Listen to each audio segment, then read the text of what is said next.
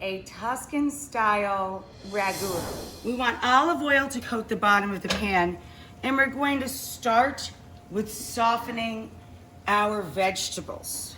I have sliced garlic because I don't want it to bitter, so just crush and run your knife through. Onion and fennel, a little onion, 1 carrot, and 1 rib of celery.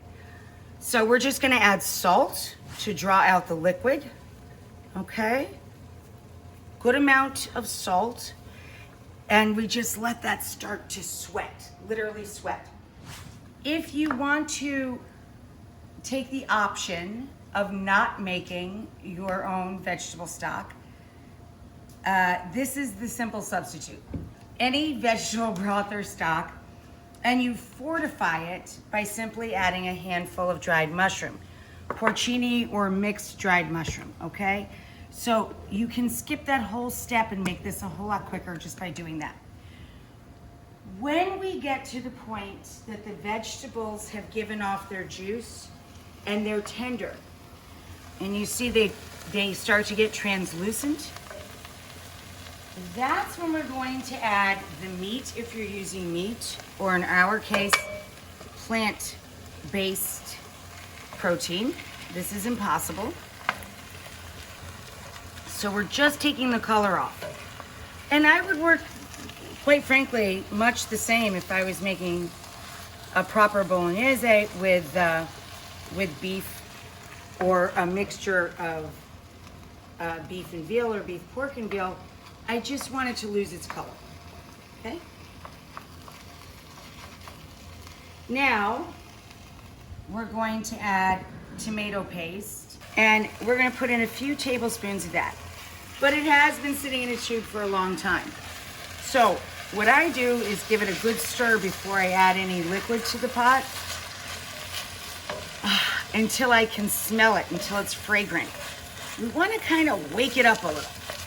I'm using a Tuscan red, a Rosso di Montalcino, but any table wine that you love, and we have a white one too, also from Tuscany, from Pecorino. We have a white that we love that I could have used here too. So I put in about a cup, and then we let that absorb and cook out. We liberally salt the water once it boils, because that's an element of flavor in our dish. We add some of that starchy water back in. We're gonna drop our impossibly long cooking Pici. If you make it fresh, incidentally, it cooks much quicker, as you might imagine. And here we go.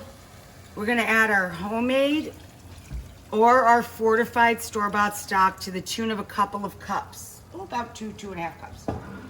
And then we stir and let this simmer while the pasta cooks. And we're going to save some of that salty, starchy, look how starchy that is, cooking water to marry the pasta to the sauce. My bowl is nice and warm, and the pasta comes out and goes back into the hot pot to do the marriage of the sauce. And I save a little bit at the bottom. Now remember, this is a Tuscan-style sauce that I made literally with no meat. This is a protein substitute. We used Impossible, and this is just a 12-ounce package of that. And I'm stirring and stirring with cheese, pecorino, and the water. And this is that carryover cooking I was talking about, guys. That's why we pull this shy of what we would consider to the tooth or al dente, because it's going to continue to cook. Oh my God, that smells like heaven. So this is why I save that last bit, just so I can make it extra meaty looking up on top. Oh, rah, rah.